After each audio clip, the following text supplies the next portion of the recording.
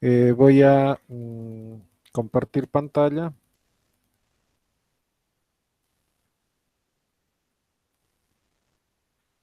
y por favor me confirman si pueden visualizar. Sí, ¿Se ve? Sí, se ve. Ya, gracias. A ver, ahí sigue ingresando gente. Vamos a acomodar. Bien, antes de seguir continuando, ¿hay alguna duda de lo que vimos anteriormente? Consulta de los diagramas, algoritmo.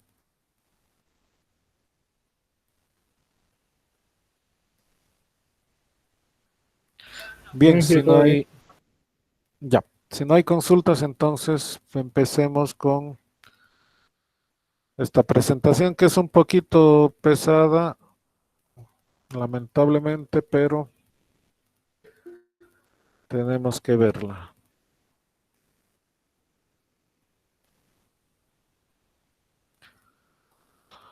Bien, la máquina virtual de Java. Java tiene una característica particular diferente a otros lenguajes de programación. Generalmente, cuando escribimos un programa en cualquier lenguaje de programación, tenemos un código fuente que lo tenemos al lado izquierdo. Ahí están las instrucciones del lenguaje, etcétera, ¿no? Pasa a través de un compilador y el compilador lo lleva a código de máquina. Lo que entiende la máquina es el sistema binario. Y obviamente obtenemos un archivo ejecutable que ya se entiende con la máquina y está en el lenguaje de la máquina, ¿no? Obviamente hay diferentes tipos de lenguajes, hay lenguajes compilados e interpretados.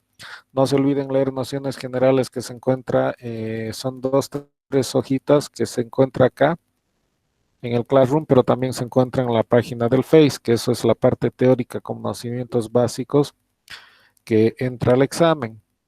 Algunas preguntas referente a eso, ¿no? Son terminologías que deberíamos ir manejando y conociendo. Bien, entonces, como les decía, eh, esta es la figura normal de un lenguaje que mediante el uso de un compilador y bien, si bien hay lenguajes que pueden ser interpretados, trabaja de la misma figura en un lenguaje interpretado, realiza la verificación de la primera línea. Si todo está bien, cambia código de máquina esa primera línea y la ejecuta. Luego regresa a la siguiente línea, revisa si todo está bien, cambia código de máquina y la ejecuta. Esa es la diferencia entre un lenguaje interpretado y uno compilado. El interpretado es una interacción entre el código, el intérprete y la máquina.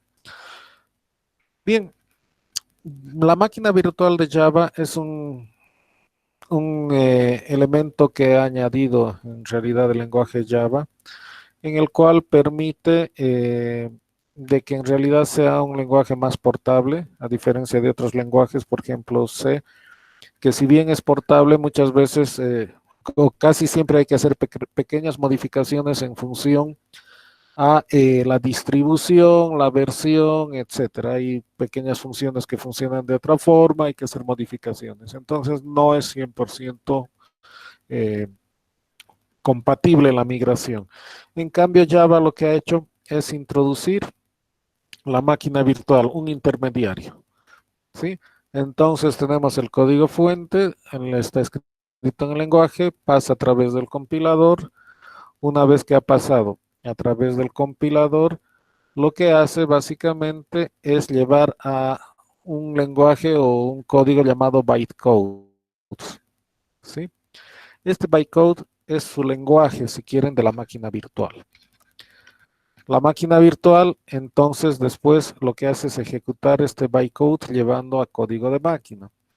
Entonces, es 100% compatible, es decir, puedo migrar de una plataforma, de un sistema operativo a otro sin realizar cambios en mi código fuente. ¿Sí? Directamente lo compilo y se ejecuta. ¿Qué es lo que varía? Lo que varía es, dependiendo del sistema operativo, es la máquina virtual.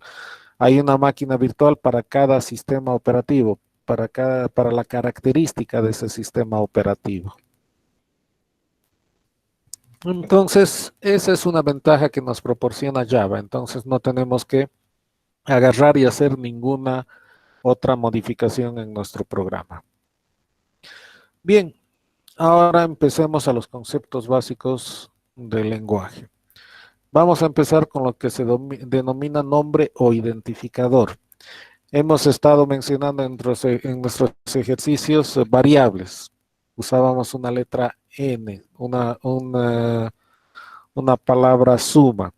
En realidad lo que estábamos haciendo era identificar a nuestras variables.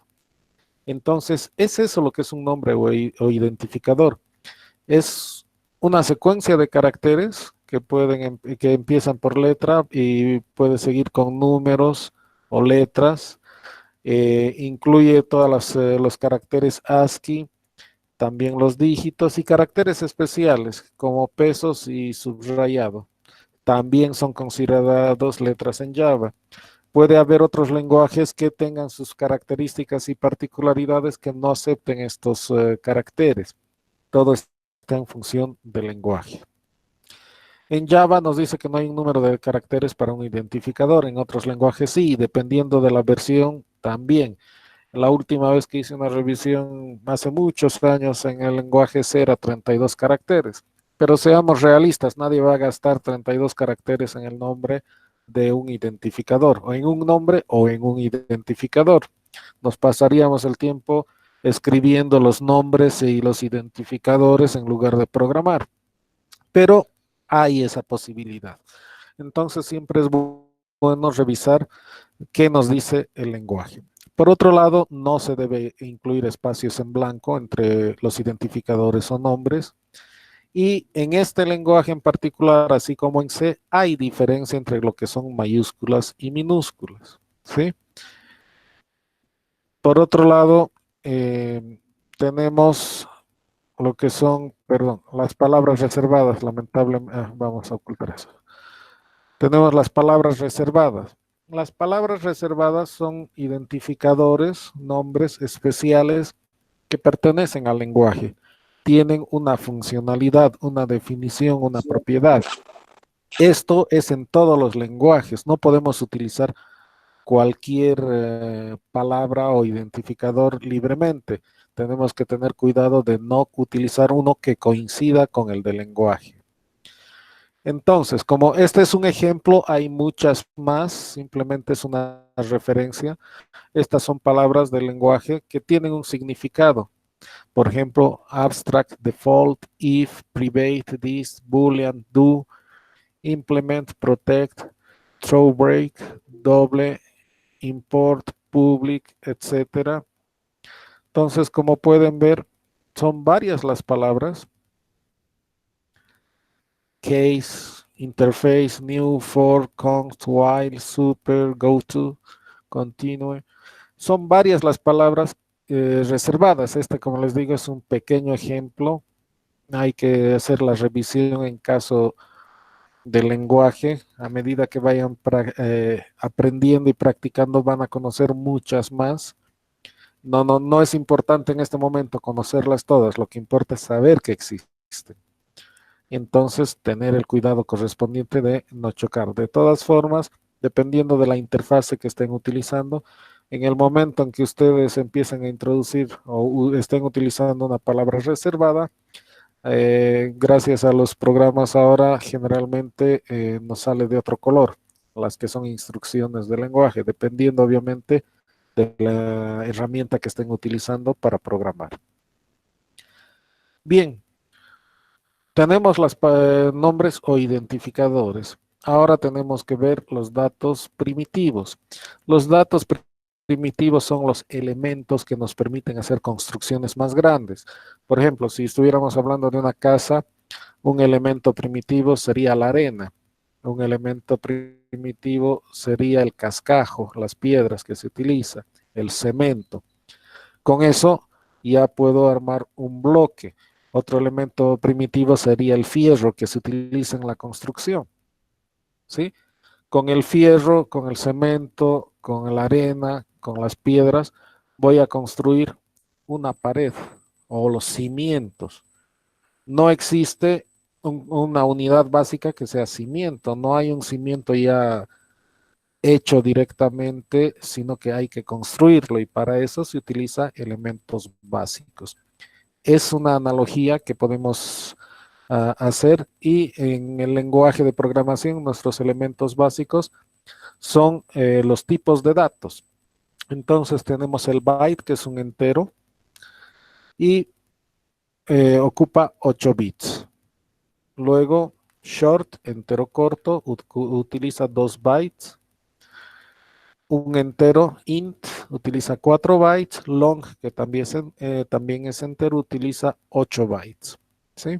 Entonces, si se fijan, va creciendo el tamaño o la capacidad de manejo de información.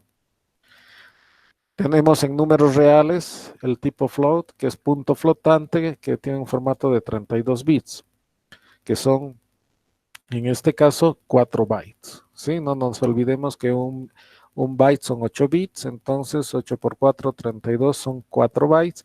Y doble, que es de doble precisión, que, perdón, aquí estoy viendo que tengo un error, no son 2 bytes, lo voy a corregir una vez que termine la clase, voy a hacer una corrección. Lo que pasa es que he estado haciendo copiar y pegar algunas cosas y obviamente ha introducido este error. También son 4 bytes. O lo voy a revisar esto. Y bueno, es lo que se refiere que es de doble precisión, es que tiene más capacidad de manejar, perdón, había alguien, no, más capacidad de manejar la parte de decimales con mayor exactitud. Adicional a esto, entonces, fuera de los enteros, de los números reales, tenemos dos más, otros tipos que son char, que es un carácter. ¿Sí? Entonces, la unidad básica para construir una palabra completa que necesitamos varios caracteres. Entonces, la unidad básica por eso es el carácter. Y luego el valor lógico booleano que tiene dos significados, verdadero o falso. ¿Sí? En otros lenguajes, en C, las últimas versiones no he revisado, pero en las versiones originales o C estándar no existe, por ejemplo, un valor booleano. Para eso se utiliza un valor entero como valor booleano, donde no recuerdo exactamente si 0 representaba verdad o falso y cualquier otro valor positivo era verdad. No lo recuerdo, pero hay que revisar en función al lenguaje que se está trabajando. ¿Sí? Bien, ya tenemos los conceptos básicos hasta acá, que son palabras, perdón, nombres o identificadores. Dentro de eso hemos visto las palabras reservadas que no podemos hacer uso y ahora los datos primitivos. Ahora bien, con estos dos elementos que son los datos primitivos y los identificadores, lo que tenemos es una variable. Perdón. Una variable es un espacio de memoria donde se guarda una información. ¿Sí? Entonces es una cajita, lo que habíamos visto en clases, es una cajita donde yo almaceno datos, los puedo guardar, los puedo recuperar, los puedo reemplazar, puedo hacer un montón de operaciones. Eso es una variable. Y es una composición entre un identificador o nombre y un tipo. Entonces, si se fijan acá, tengo el tipo y dice int. Ese es el tipo de mi variable. ¿Y qué nombre le estoy dando? X, punto y coma. Entonces he definido una variable entera de tipo X. Puedo definir varios identificadores o variables separando por coma cuando son del mismo tipo. Ahí abajo tenemos X, Y. Entonces tengo int, espacio, X, Y, punto y coma. Entonces he definido X y Z de tipo entero. Puedo utilizar también eh, Podemos utilizar también, si se fijan, tengo un tipo long, está dato 1, dato 2, dato 3, igual 1. Lo que estoy haciendo es, al dato 3 le estoy dando el valor inicial 1. El igual es un símbolo de asignación, un operador de asignación. Entonces le estoy diciendo que dato 3 va a tener el valor 1. Estoy guardando el 1 en dato 3. Estas serían nuestras variables simples, podríamos decir. Luego tenemos variables referenciales, que son los arreglos, las clases, las interfaces de referencia, variables referenciales, por ejemplo, una cadena es de tipo string. String ya es una clase definida en el lenguaje. Entonces estoy definiendo, el tipo sería string, cad es el nombre de mi variable, entonces hace referencia a un objeto de tipo string. He construido una clase que se llama punto, entonces estoy definiendo que P es el nombre de mi objeto y el tipo de este objeto es punto, entonces es una variable referencial. Cuando defino un arreglo, ¿qué sucede? Pongo el entero, indico que va a ser un arreglo con estos corchetes y pongo el nombre. También puedo utilizar de la otra forma. Primero va el nombre de la variable y a continuación los corchetes. También hace referencia, es una variable referencial hacia un arreglo. Entonces tenemos estos tipos de variables. ¿Sí? Luego tenemos los comentarios. Los comentarios son para añadir claridad a lo que estamos programando para cuando lea otra persona. Entonces podemos utilizar de esta primera forma donde tenemos barra asterisco y todo el texto que vayamos a utilizar y varias líneas y finalizamos con asterisco barra. Esa es una forma. Esta es otra forma. Podemos escribir todas estas operaciones y estoy haciendo un comentario a continuación de esta instrucción. ¿Sí? Si se fijan, estoy abriendo y cerrando y está al lado. Obviamente el compilador no va a tomar en cuenta los comentarios. Entonces, al lado de operaciones matemáticas, de alguna función, etcétera, puedo poner un comentario. Y también puedo utilizar la doble barra, que es un comentario de una sola línea. Es decir, abro con eso y no necesito cerrar. Esto va a comprender como comentario desde el momento en que pongo la doble línea hasta el final de la línea. No tiene cierre, por ejemplo. ¿Sí? Entonces, por cada línea necesito poner doble barra. En cambio, si vamos al primero, que es barra asterisco, es una apertura y todo lo que escriba hasta que cierre puede ocupar varias líneas. Simplemente hago el cierre. Entonces, los comentarios son importantes para poder en este caso, poner de información adicional en el programa. Bien, los operadores no hay mucho que decir. Los operadores aritméticos son suma, resta, multiplicación y división. Y por último, mod que estábamos utilizando, ahora se utiliza el símbolo de porcentaje. Y no nos olvidemos que el módulo solo funciona con valores enteros. Operadores de asignación. El igual nos sirve para guardar el valor del lado derecho en la variable del lado izquierdo. Entonces B es una variable, pero tiene un valor. Entonces el valor que tiene B voy a guardar en la variable A.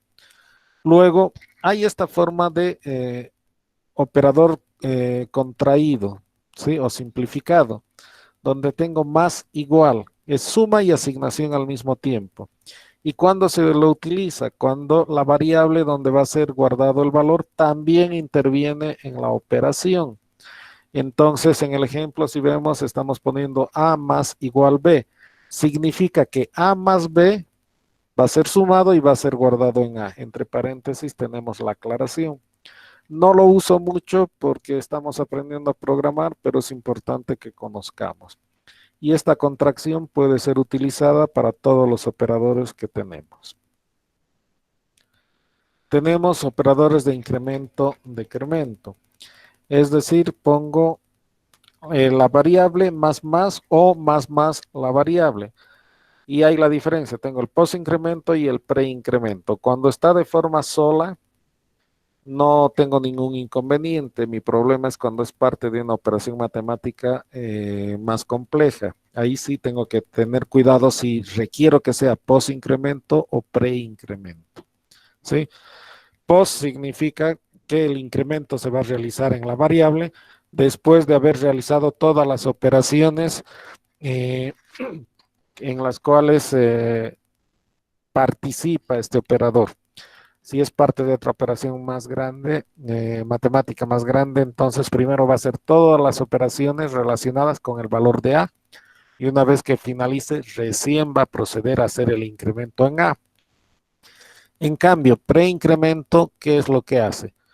Primero se va a encargar de incrementar el valor que tiene A y luego con ese nuevo valor va a formar parte de todas las operaciones matemáticas que tenga en esa instrucción, en esa sentencia. Lo mismo sucede para decremento, es post-decremento, pre-decremento. El incremento es de uno en uno, ¿sí? Es como escribir A es igual a A más 1, ¿sí? Y lo mismo para el decremento, A es igual a menos 1. Tenemos los operadores de relación para ver si dos elementos son iguales, se usa el doble igual, doble símbolo igual. Si es distinto, entonces tenemos admiración y el símbolo igual. Si es menor, el símbolo de menor. Si es menor igual, en ese orden, menor igual. Si bien cuando estamos haciendo a mano ponemos menor igual como lo hacemos en matemática, todo en una misma agrupación, es decir, el igual debajo del menor, no hay problema ahí, pero en el lenguaje de programación no existe eso. Entonces te tiene que poner los símbolos de forma independiente y tiene que ser menor igual. No puedo poner igual y luego el otro símbolo. Tiene que ser menor igual. Luego tenemos el mayor que, entonces el símbolo de mayor y a su vez mayor o igual que. ¿Sí? Entonces estos definen la relación que existe entre las variables.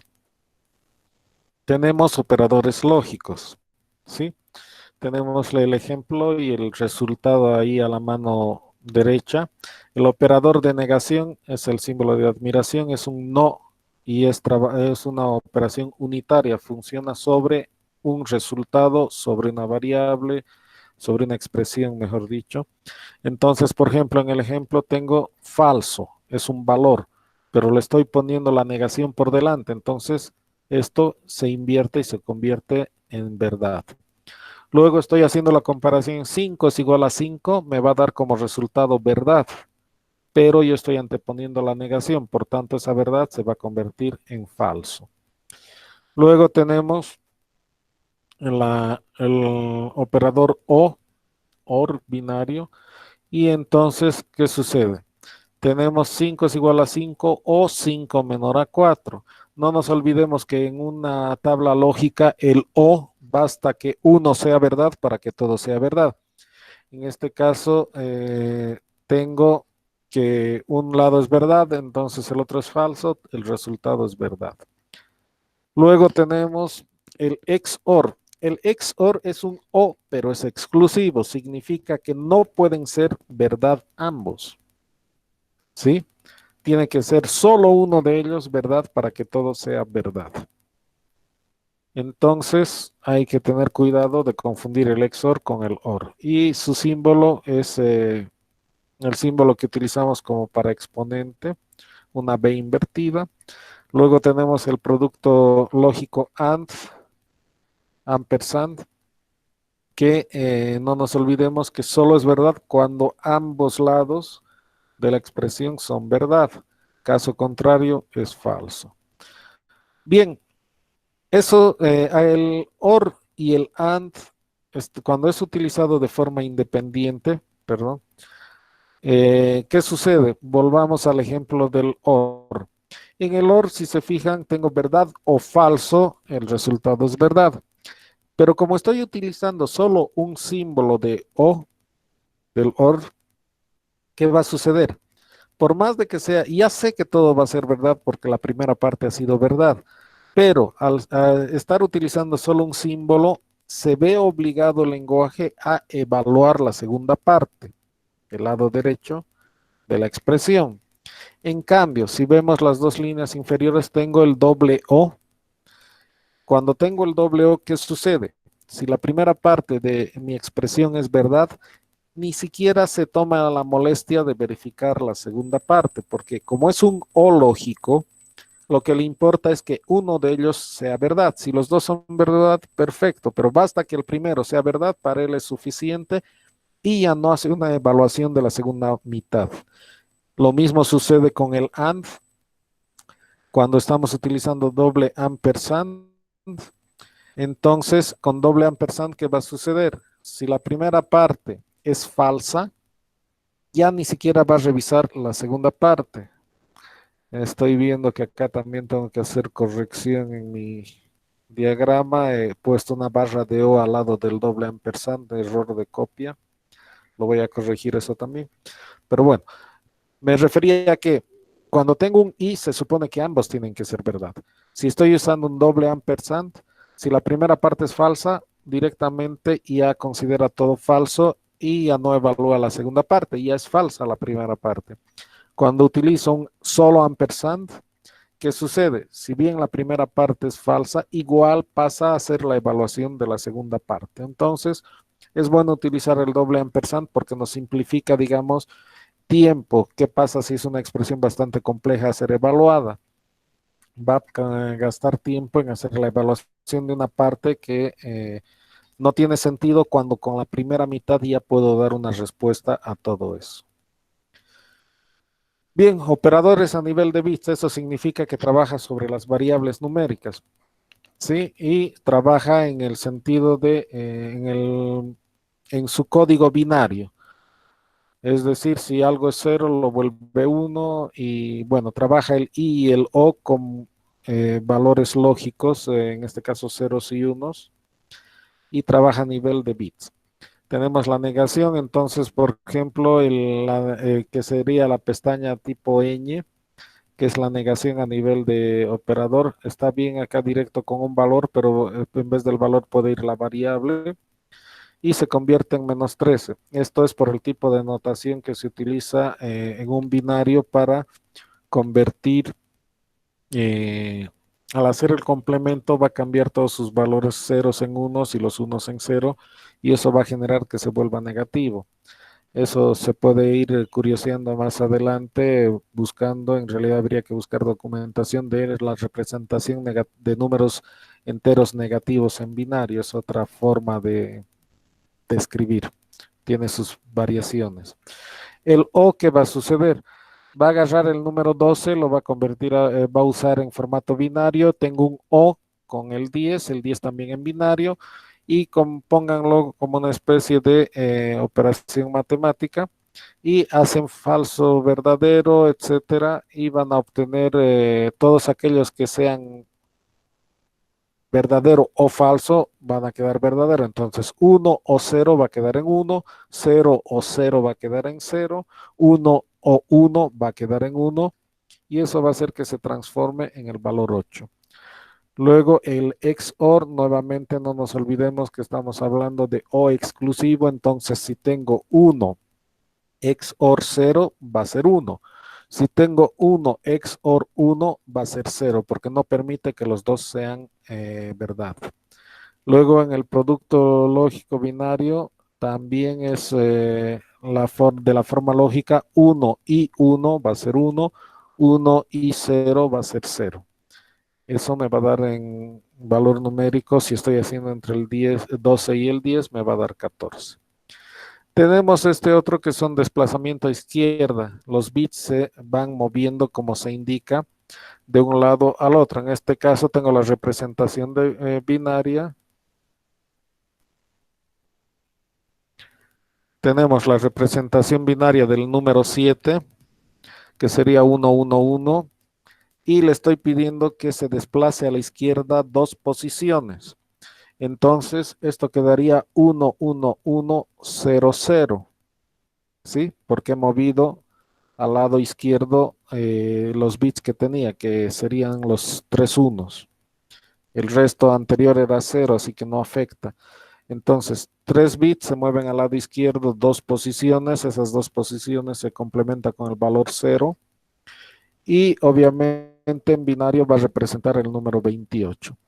Lo mismo tenemos en el desplazamiento a derecha, el número 7, que es 1, 1, 1. Le estoy pidiendo que se desplace a derecha 2 posiciones. Entonces, las 2 posiciones que se van a desplazar va a ser que pierda los 2 unos. Y me va a quedar simplemente uno binario, que es 1 en decimal. Eso serían a nivel de bits. Luego tenemos operadores especiales. Y este es el cast. El cast se utiliza en valores numéricos, en variables numéricas, donde puedo tener una expresión, una operación matemática, y entre paréntesis, delante de esa operación matemática, pongo el tipo o formato al cual quiero que me lleve el número. ¿Sí? Por ejemplo, eso se llama cast. B puede ser de un tipo real, por ejemplo. Y le estoy pidiendo que este número, esta variable B, me convierta a entero y ese valor sea asignado en la variable A. Luego el más, además de operaciones de sumas numéricas, son utilizadas para concatenación de cadenas. Entonces, por ejemplo, si A es de tipo string, puedo poner entre comillas dobles el texto hola más gente y lo va a concatenar y me va a mostrar hola gente. En este caso me va a mostrar incluso hola gente pegado porque no ha incluido ningún espacio. Luego tenemos este otro operador que es interrogación y 2 puntos. Yo lo uso muy poco en clases. Es una condicional abreviada y es interesante su uso. Tenemos el ejemplo donde estoy indicando que A toma el valor de 4 y antes de la interrogación tengo algo que está escrito, B igual a A, pero el valor de le estoy pidiendo que el valor de A sea guardado en B, pero antes de eso está haciendo una comparación de A mayor que A, ¿sí? Entonces, ¿qué va a hacer? Como hay en la interrogación, va a comprar 4 mayor que 4, es falso. Como es falso, ahí tienen los 2 puntos. La parte falso sería la que se aplicaría después de los 2 puntos. Si esto fuera verdadero, se aplicaría la operación que se encuentra a continuación del signo de interrogación. Pero como A4 no es mayor que 4, me dice que va a devolver como resultado A más 8. A vale 4, 4 más 8 son 12, entonces el valor que va a ser guardado en B va a ser 12.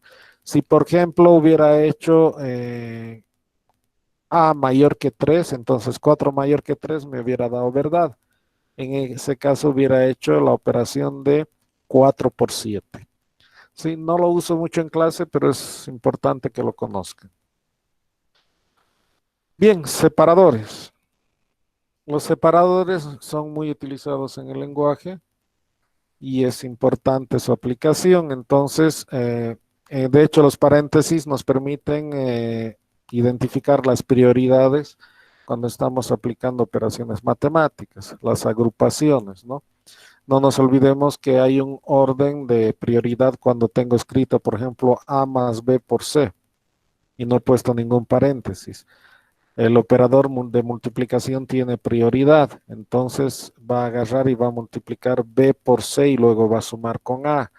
Pero si es que pongo A más B entre paréntesis y luego por C, lo que va a suceder es que primero va a realizar la operación matemática de A más B y recién esto va a multiplicar por C. Entonces hay que tener mucho cuidado de cómo quiero en realidad, en este caso, mis operaciones. Luego las llaves nos permiten definir los códigos dentro del lenguaje, de dónde a dónde es un bloque de código y también nos sirve para definir cuando estoy poniendo valores explícitos en un arreglo. Luego tenemos los corchetes que nos permiten definir qué son un arreglo, unidimensional, multidimensional y también los utilizamos para hacer referencia a cada uno de los elementos. El punto y coma permite separar sentencias. El coma nos permite separar identificadores, por ejemplo, consecutivos, cuando estamos definiendo.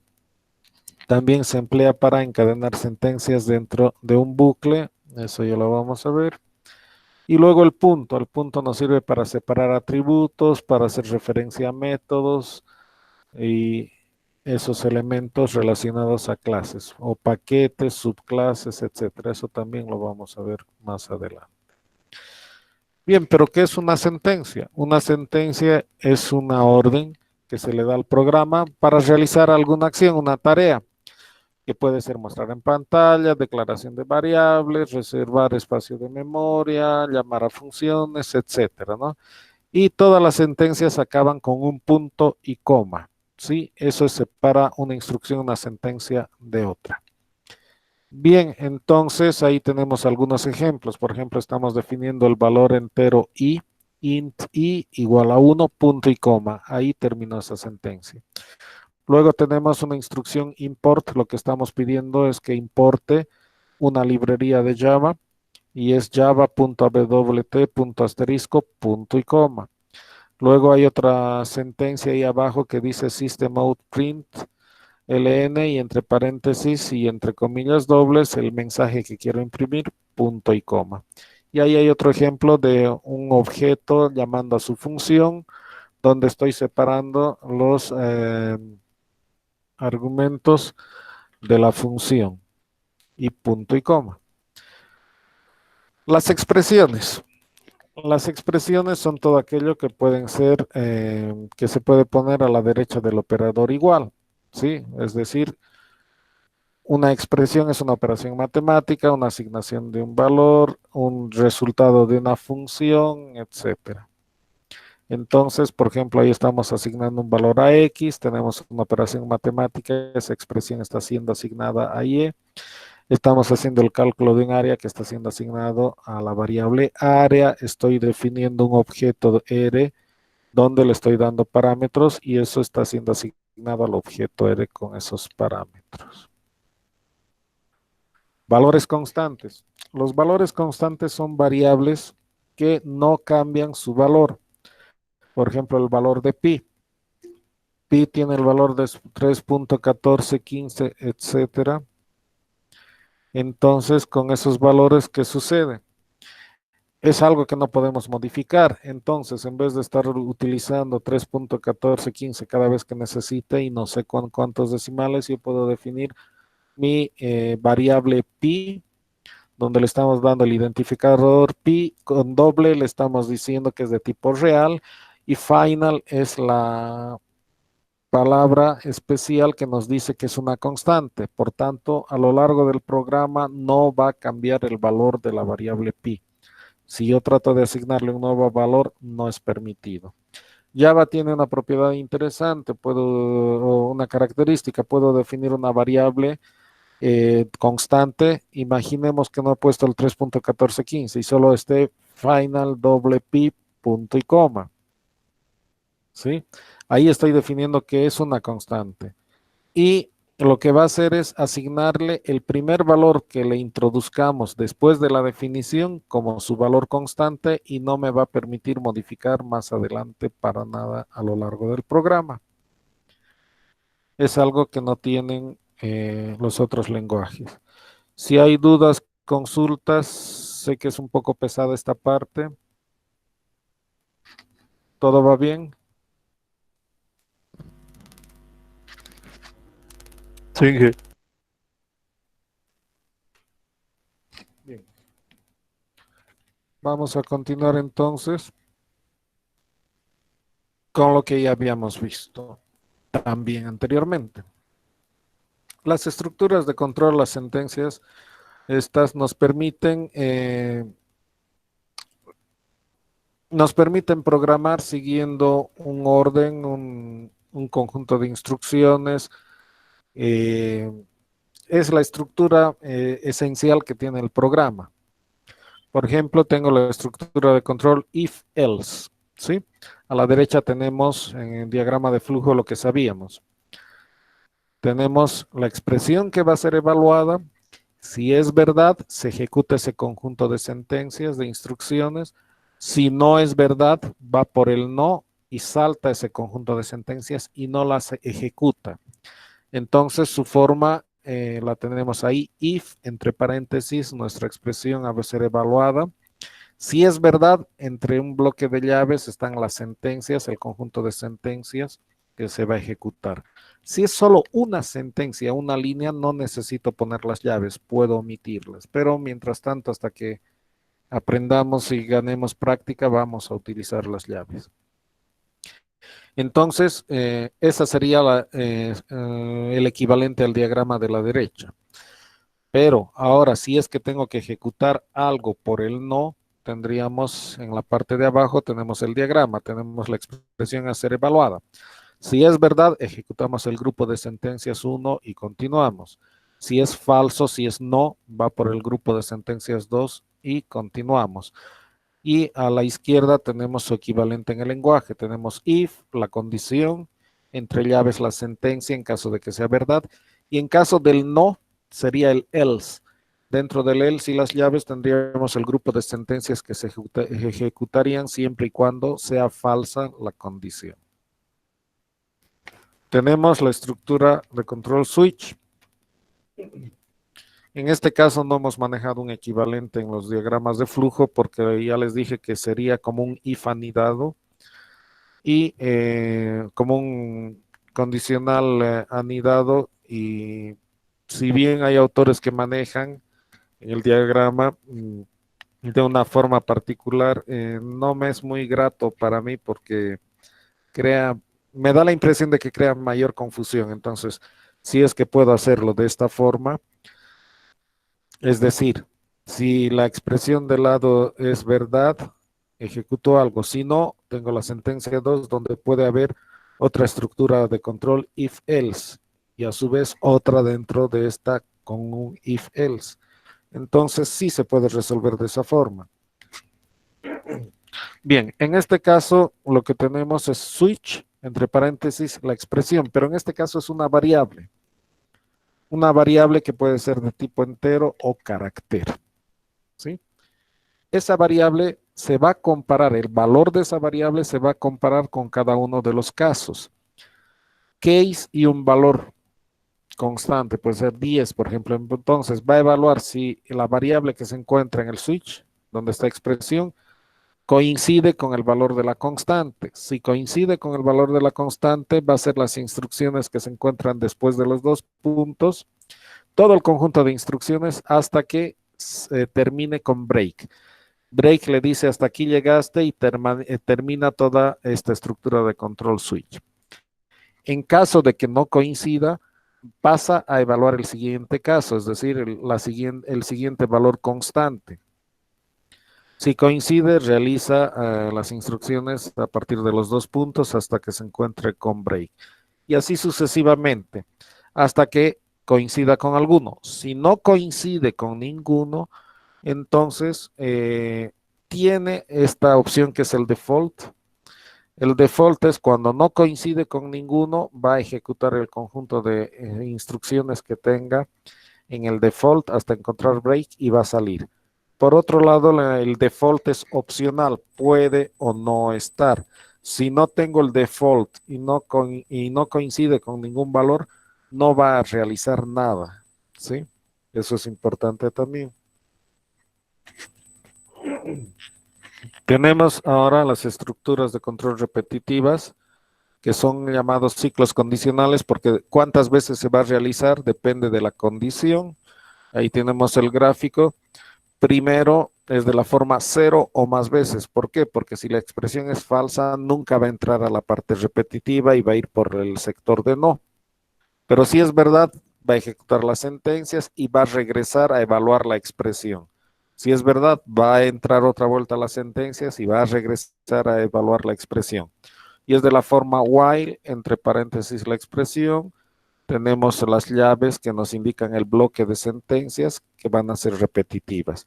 Entonces esto se ejecuta repetidamente siempre que la expresión sea verdad. El do while es el otro ciclo condicional, donde primero realizo un grupo de sentencias e instrucciones, evalúo la expresión y si es verdad, regreso a ese grupo de secuencia, de sentencias repetitivas. Si es verdad, regreso. En caso de que no sea verdad, continúo. y es de la forma do, abro llaves, se tiene el bloque de sentencias, cierro llaves, while, la expresión a ser evaluada, punto y coma. Este es de la forma una o más veces, porque por lo menos una vez va a ser el bloque de sentencias antes de ir a la expresión while. ¿Sí? Bien, el ciclo for.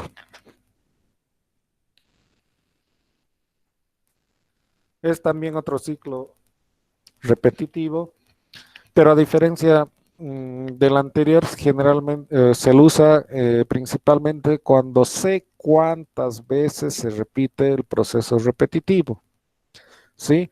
Por ejemplo, si me dicen ingresar 10 números, ¿cuántos números tengo que ingresar? 10. Puedo utilizar un ciclo for. ¿Puedo utilizar los otros ciclos también, un while, un do while? Sí, puedo hacerlo, ¿sí?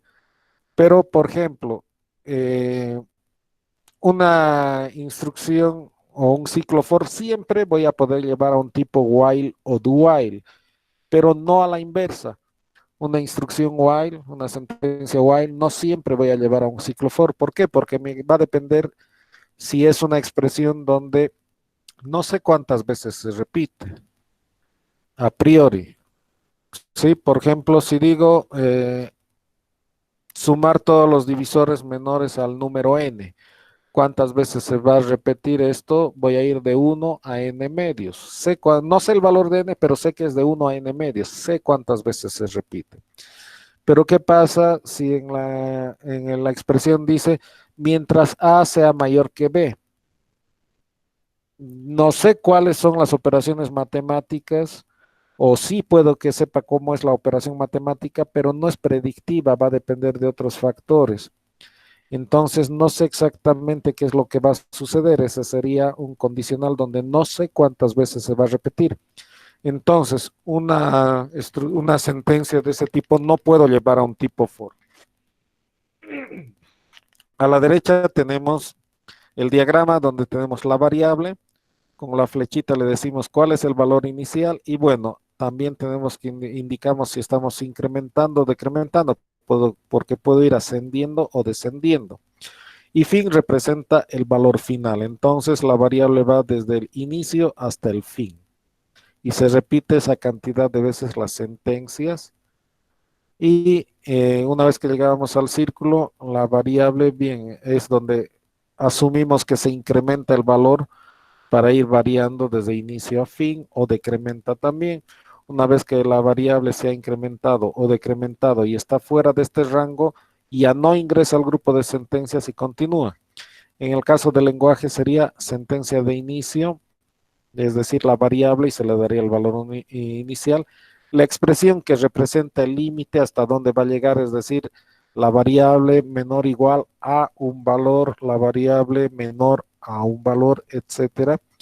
Y a continuación, en el tercer punto tendríamos el incremento o decremento. Se va a ir incrementando de uno en uno o va a decrementar de uno en uno o va a incrementar de dos en dos, de tres en tres. Bien, eso ya lo definimos. Y entre las llaves tenemos el bloque de sentencias que van a ser repetitivos. ¿Sí? Bien, eso sería hasta ese momento nuestras estructuras. Continuando, esto son sentencias de ramificación, no las uso en el lenguaje a excepción de break, que lo utilizamos dentro de switch, pero es bueno que veamos qué es lo que hacen. Si se han fijado, cuando hemos visto switch, habíamos dicho, se ejecuta el grupo de sentencias y el break saca de la expresión del switch y continúa debajo de las llaves con las próximas instrucciones. Entonces, lo mismo sucede si utilizo un break dentro de un while, de un do while o de un for. Me va a sacar fuera de esa estructura, ¿sí? Si pongo un condicional, digamos, si ha ocurrido algún evento break, entonces me va a sacar de esas estructuras. En cambio, el continue, ¿qué es lo que va a hacer? Va a evitar en el punto donde se encuentre y se ejecute el continue, lo que va a hacer es volver va a saltar el resto de las instrucciones que se encuentran abajo del grupo de sentencias repetitivas y va a volver al punto de la comparación para ver si continúa o no. ¿Sí? Y ahí les he dejado un enlace que pueden curiosear para ir viendo algunos temas más. Bien, eso es lo básico del lenguaje. ¿Dudas, consultas hasta este momento?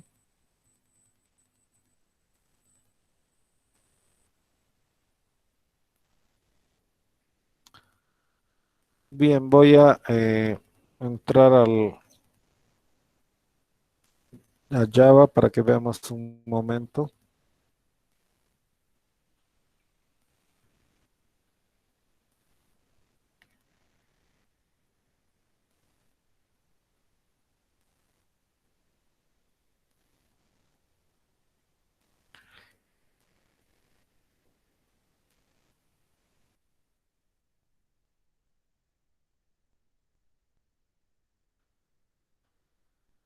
Bien, vamos a ver esta parte. Primero vamos a ver un poco más de las transparencias y vamos a ir ejemplificando posteriormente.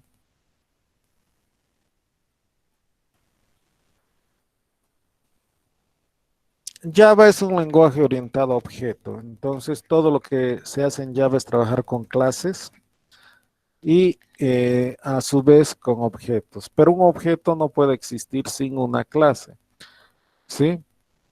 Si bien el objeto es una unidad básica, ¿qué sucede? La clase define al objeto.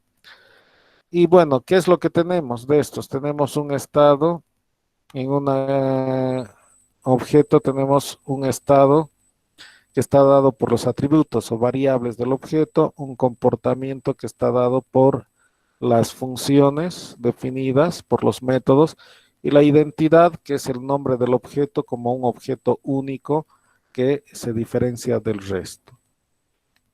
Entonces, yo puedo tener una clase, en esa clase puedo definir los atributos, raza, color, edad del objeto y el comportamiento, que serían las funciones, ladrar, dormir, comer.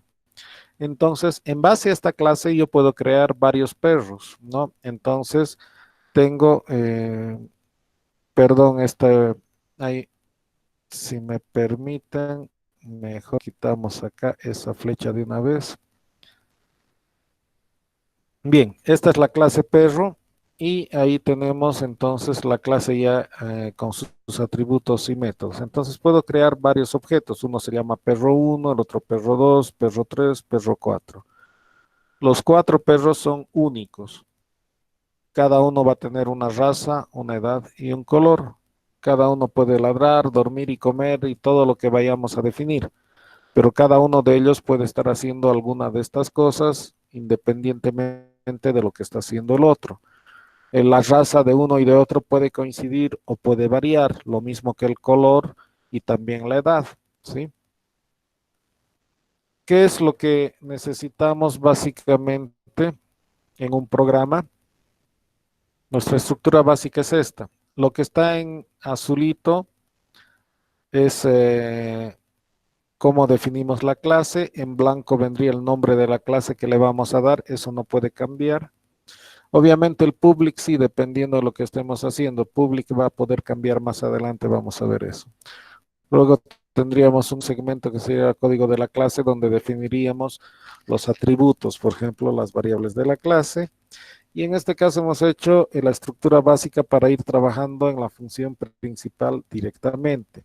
Lo que está en amarillo, eso no cambia, tiene que ser escrito de esa forma sin cambiar. Obviamente los corchetes pueden estar después de args o antes de args, porque hemos visto que se puede, o hemos mencionado que se puede definir un arreglo de elementos de la misma, de esa forma.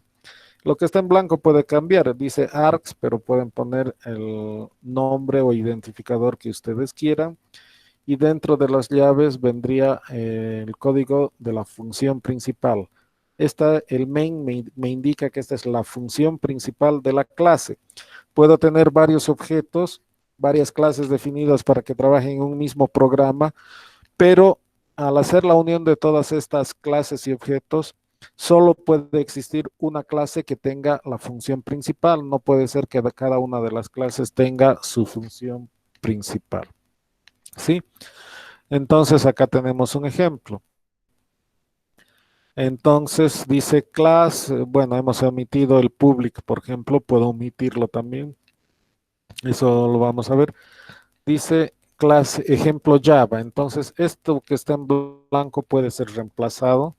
Si se fijan ahora yo he puesto las corchetes después de arg, entonces puede ir antes o después, es indistinto, y luego estoy poniendo en blanco las instrucciones. Lo que está en amarillo y celeste se quedaría intacto y lo que está en blanco puede ir cambiando a medida que necesitamos. Bien, ¿qué otras cosas necesitamos saber? Necesitamos saber cómo mostrar las cosas. Para eso se necesita utilizar system.out, ¿sí? Que representa la salida estándar en el lenguaje y obviamente es un objeto de tipo Java IO print stream y siempre está activo, es decir, no tengo que hacer nada maravilloso ni nada raro para utilizarlo una vez que esté programando y obviamente la impresión lo hace en el monitor. Tiene algunos métodos, pero los que nos interesa son print y println, ¿sí? Donde print significa que va a imprimir uno tras otro hasta que termine las columnas y recién baje a la siguiente fila. En cambio, con println imprime también idénticamente al anterior, salvo que después de una impresión, el ln le indica que salte de línea, es decir, no va a ir hasta avanzar el total de columnas y va a bajar inmediatamente después de la impresión. Entonces, esto es lo que vamos a utilizar, system.out.print para mantener en la misma línea. Es el system, la S empieza con mayúscula y tenemos system.out.println para decirle que una vez que imprima, pase abajo. Por otro lado, para la lectura de datos por teclado se tiene la clase Scanner, que es de la librería Java UTI, y también se tiene Data Input Stream, que en realidad ha sido reemplazado por Scanner para la captura de información por teclados. De hecho, está en el lenguaje también el Data Input Stream, esa clase. Pero para evitarnos ahorita la idea de cómo crear objetos, etcétera, que todavía no estamos usando, lo que yo les he facilitado ya desde hace tiempo es una clase que se llama lee, ¿sí? Es una clase que utiliza a los elementos o a la clase scanner ya de forma interna, pero lo que me facilita es que solo necesito tener la clase lee en mi directorio compilado y puedo hacer uso sin necesidad de definir ni de hacer mayor trámite para que funcione la captura de datos por teclado. El archivo, entonces, el programa se llama lee.java, se encuentra en el Facebook. Lo voy a poner disponible también acá como material para que puedan descargarlo. ¿Sí? Entonces, el nombre también es intuitivo para recordar cómo utilizar y facilitar su uso. Por ejemplo, si quiero hacer uso de las funciones, acá está. Hemos visto que en los tipos primitivos, la primera obviamente no es primitiva porque me va a devolver un tipo string, pero el método se llama lee en minúscula string. Obviamente string está con ese mayúscula, es el nombre que yo le he dado a los métodos de esa clase. Si quiero leer un byte, va a ser lee byte. Si quiero un int, lee int. Si quiero long, lee long. Entonces, si se fijan, es fácil de recordar y no se pueden equivocar. Quiero un char, va a ser lee char. Quiero un boolean, va a ser lee boolean. Y la forma de usarlo sería la variable igual, o sea, donde quiero guardar la información, igual y el nombre de la clase, que es lee punto el método al cual quiero hacer uso.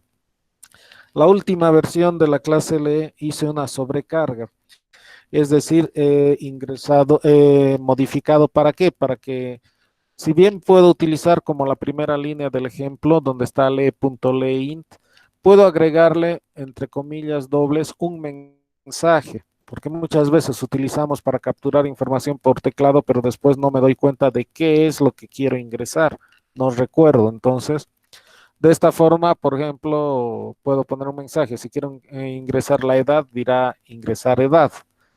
Y igual va a hacer la captura y va a guardar en la variable OPC.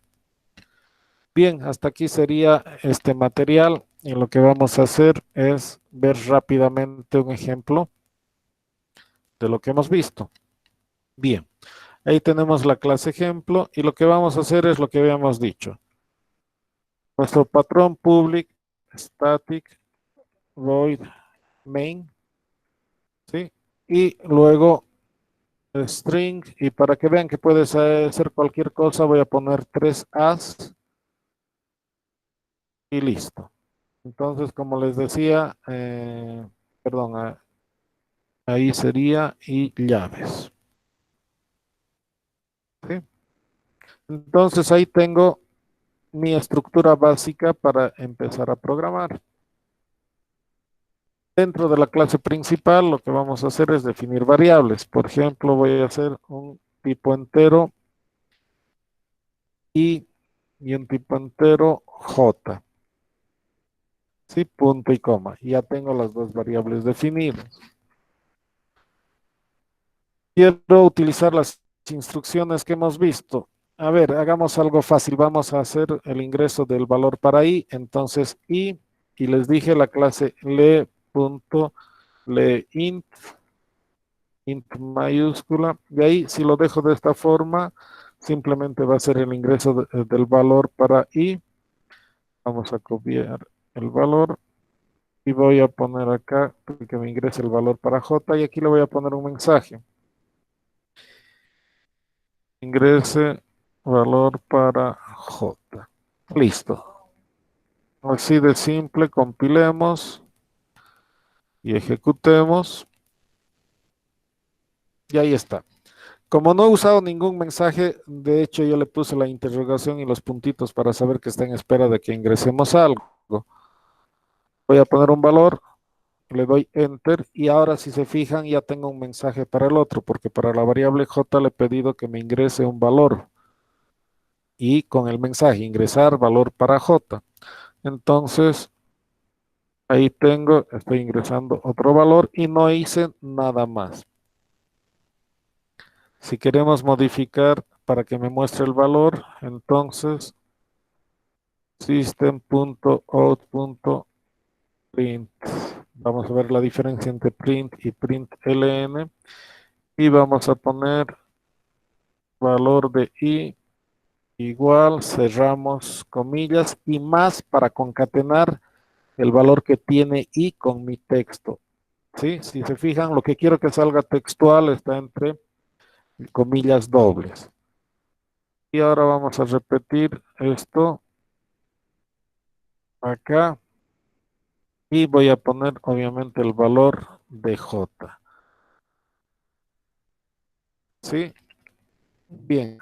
Ahora lo que hemos estado viendo como salto de línea, que es lo que he estado haciendo acá, sería para salto de línea que hagamos simplemente print ln, ¿sí? Y no pongamos nada en el contenido. Y ahora lo que voy a hacer es volver a repetir esto, pero esta vez voy a utilizar el ln para que veamos la diferencia de la impresión. Bien, compilamos, entonces ejecutamos. Y ahí otra vuelta, no tengo ningún mensaje. Vamos a poner el valor 2, ahora para j el valor 8. Y si se fijan, vayamos con el código. ¿Qué ha sucedido? Después le he pedido que me imprima el valor de i, me ha impreso el valor de i igual a 2 y a continuación en la misma línea ha impreso el valor de j igual 8. ¿Sí? Entonces, si yo no pongo el print ln, seguiría imprimiendo a continuación hasta terminar las columnas y recién después me imprimiría el salto pasaría a la línea de abajo siguiente. En cambio, como he utilizado un print ln, ha ido abajo y luego estoy imprimiendo otra vuelta lo mismo. El valor de i es, pero estoy usando el print ln. Entonces, si se fijan, imprime el valor de i igual a 2, pasa a la línea de abajo, imprime el valor de j igual a 8, que es muy diferente de lo que he impreso en la primera línea de impresión. ¿Sí? Bien, para ejemplificar mejor, podríamos ejemplificar con el uso de un ciclo for. Entonces, una instrucción for es de esa forma donde le doy el valor a mi variable. Entonces, i va a empezar en 1, punto y coma. Le voy a pedir mi condicional. Mi condicional va a ser i menor a 100, punto y coma. Y el incremento, voy a usar el operador unario de incremento. Voy a poner mis llaves. Y ahora le voy a pedir que me imprima esta línea. ¿Sí? Si se fijan, ahora estoy empezando. Voy a aprovechar ahora el comentario. Voy a poner el comentario de barra asterisco hasta este punto. Se fijan, ha cambiado, entonces todo esto se ha anulado, ya no se va a ejecutar y se va a ejecutar simplemente esta última instrucción del ciclo for. Y veamos cómo va a salir ahora la impresión.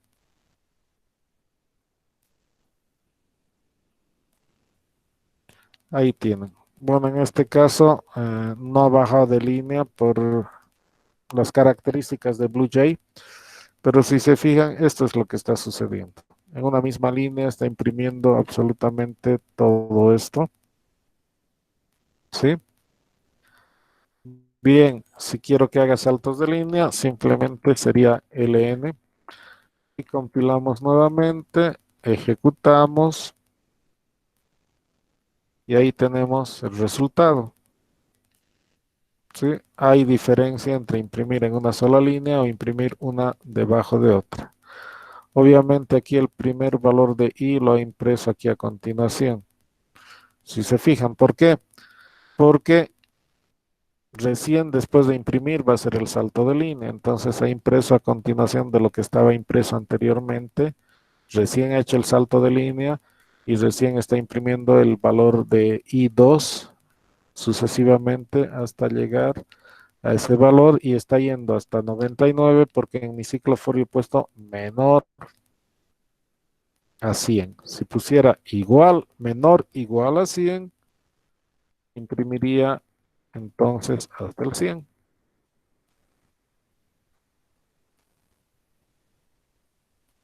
Y ahí lo tenemos. ¿Sí? Bien. ¿Alguna duda, consulta hasta el momento, por favor? Si hay algo que no se entienda, algo que quieran que repita.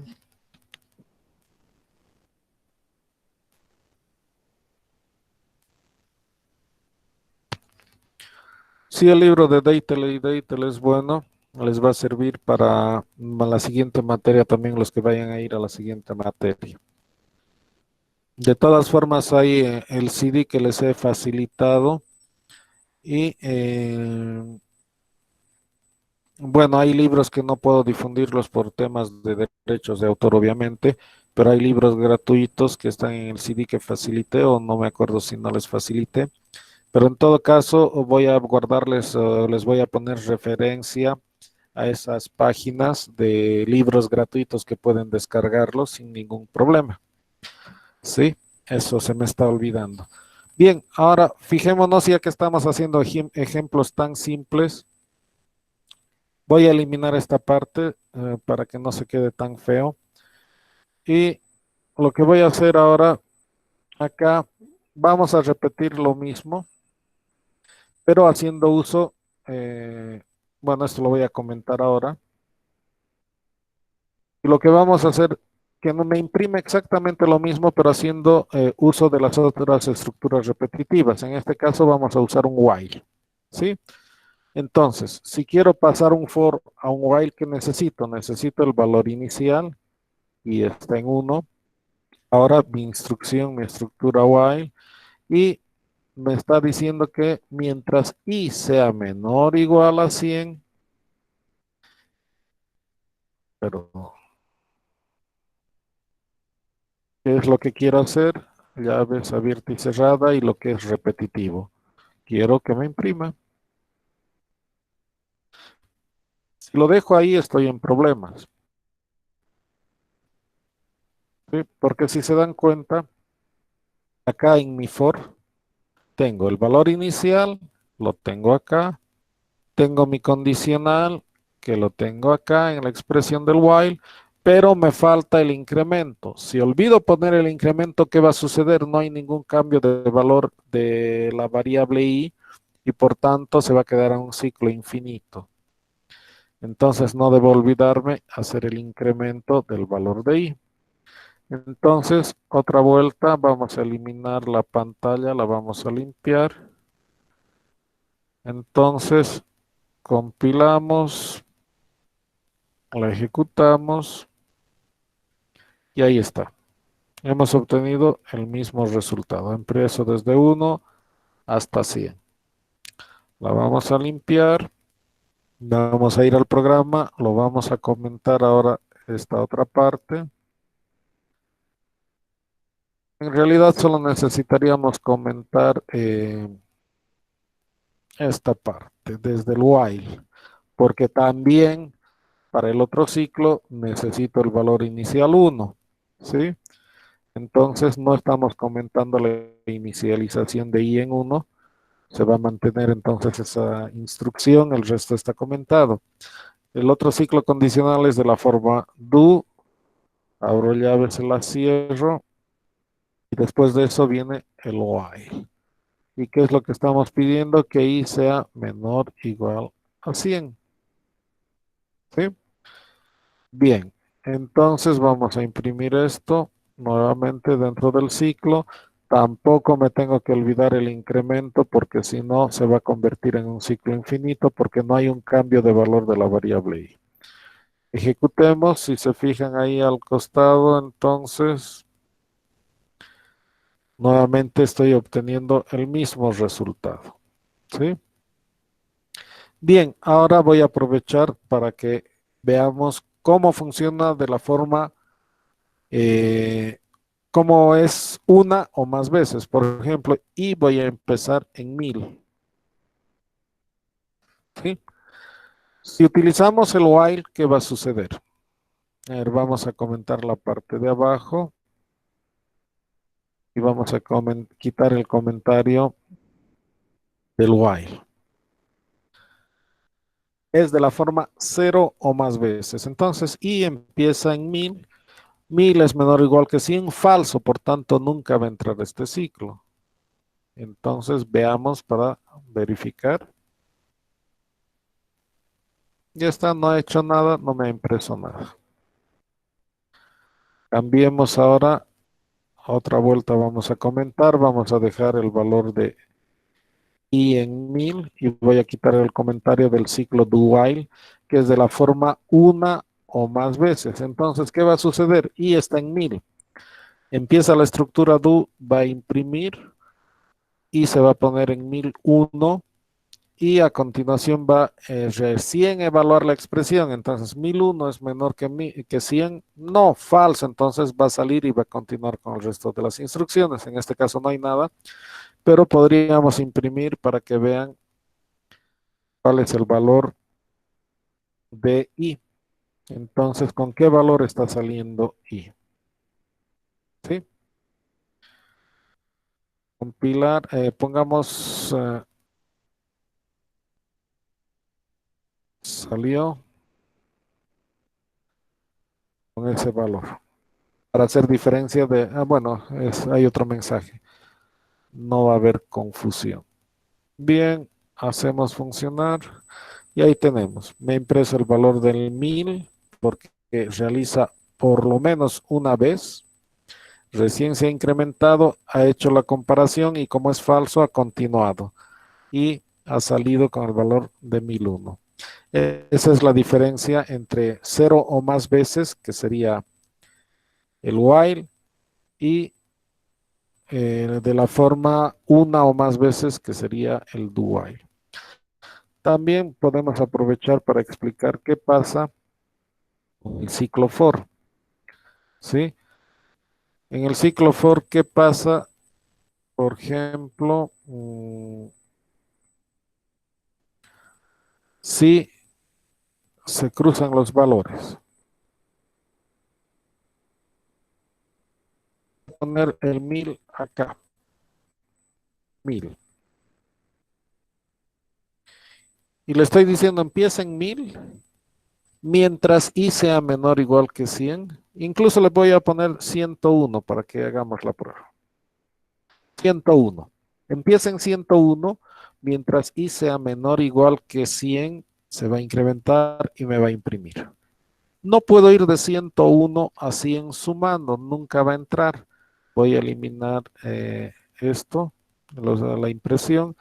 Vamos a ejecutar y vamos a ver que, uy, salió. Ah, esa es la impresión, me estaba asustando, es esta última impresión. ¿Sí?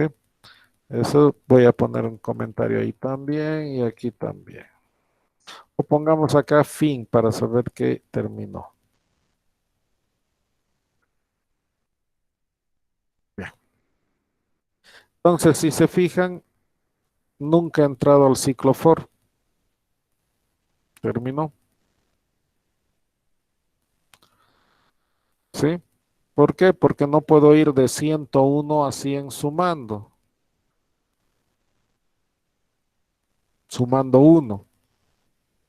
Otra cosa muy distinta hubiera sido si hubiera puesto menos, decrementando.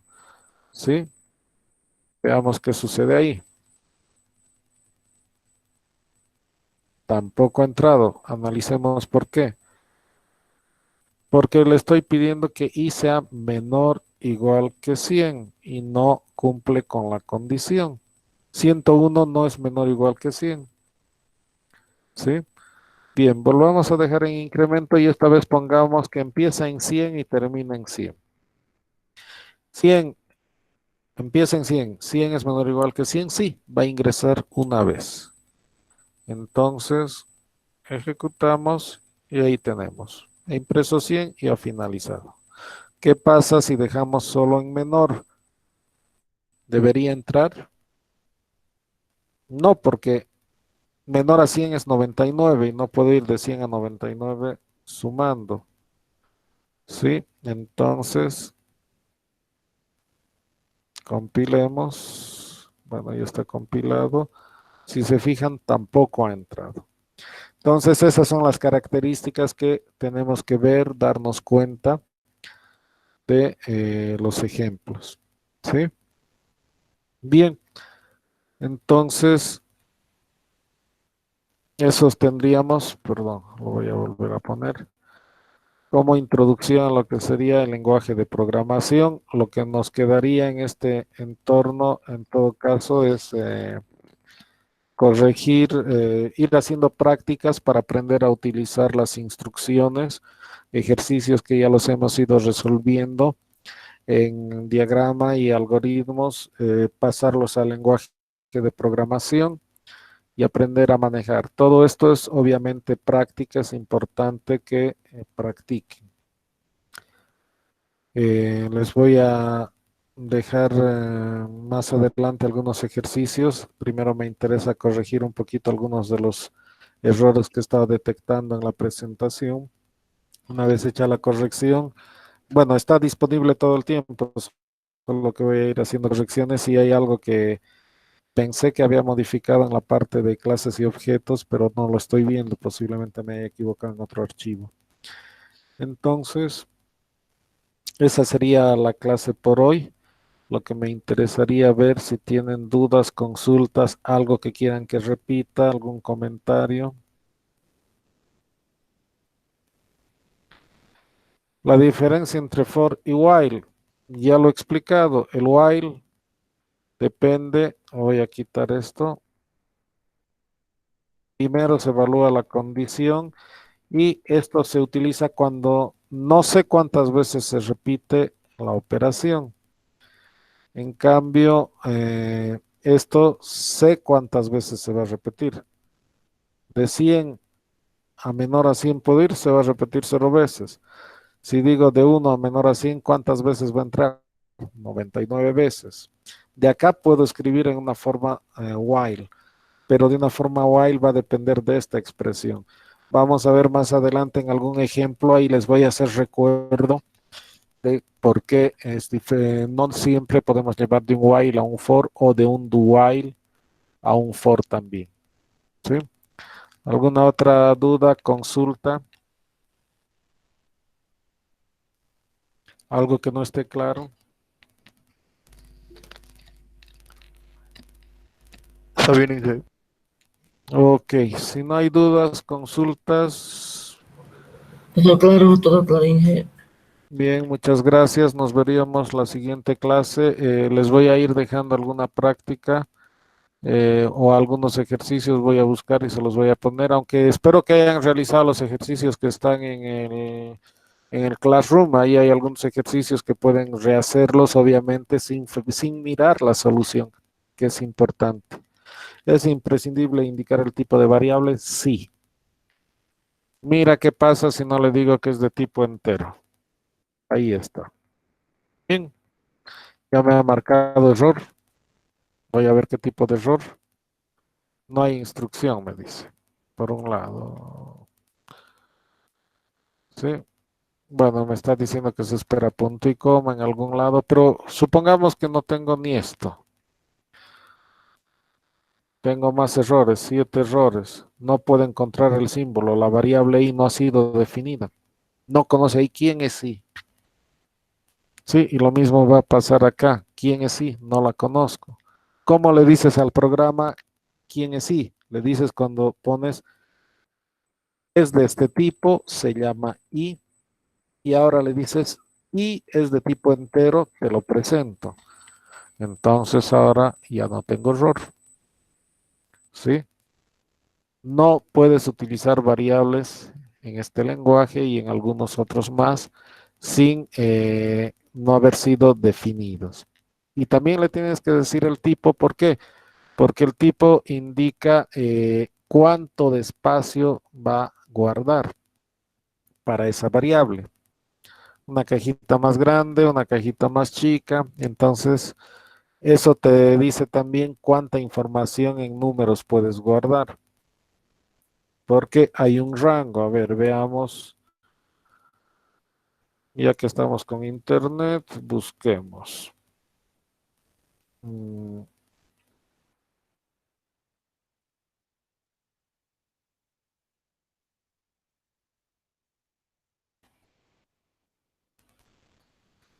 ahí lo tenemos. A ver, si te fijas, ahí está el rango. Si le digo que es byte, si puedes apreciarlo,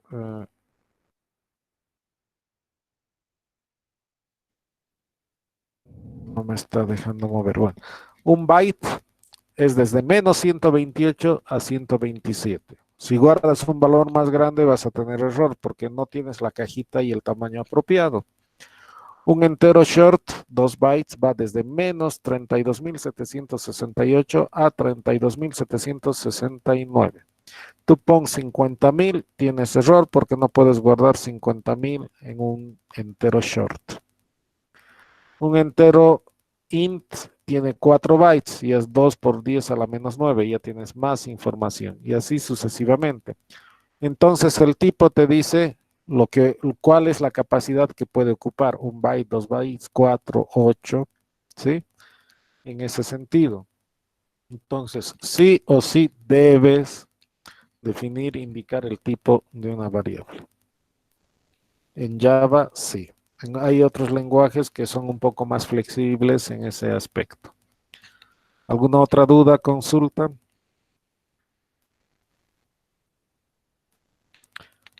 Bien, si no hay más dudas o consultas, nos veríamos la siguiente clase. Muchas gracias por su asistencia. Hasta luego, Inge.